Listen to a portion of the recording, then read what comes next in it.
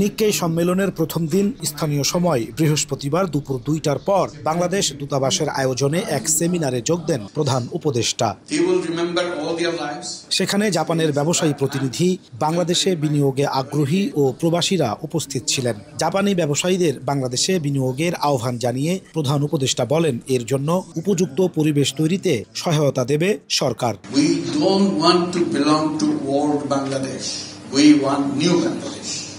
Immediately, government of Japan came very generously to us to help us to rebuild. I didn't get a chance to come here before. After I took the responsibility, this time I got the opportunity to come here.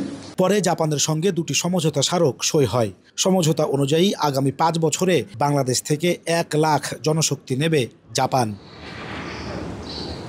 জনশক্তি রপ্তানির এই সমঝোতায় উচ্ছ্বসিত প্রবাসী ব্যবসায়ীরা। তারা বলছেন, এর মাধ্যমে অর্থনৈতিকভাবে ঘুরে দাঁড়াবে বাংলাদেশ।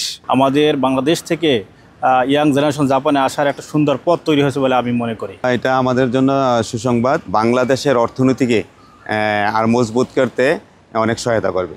জাপানে বর্তমানে 35,000 বাংলাদেশি বসবাস করে। সমঝোতা স্মারক স্বাক্ষরের মধ্য দিয়ে বড় পরিসরে জাপানে জনশক্তি রপ্তানির দ্বার উন্মোচিত হলো, যার জন্য প্রশিক্ষণ সহায়তাও দেবে জাপান।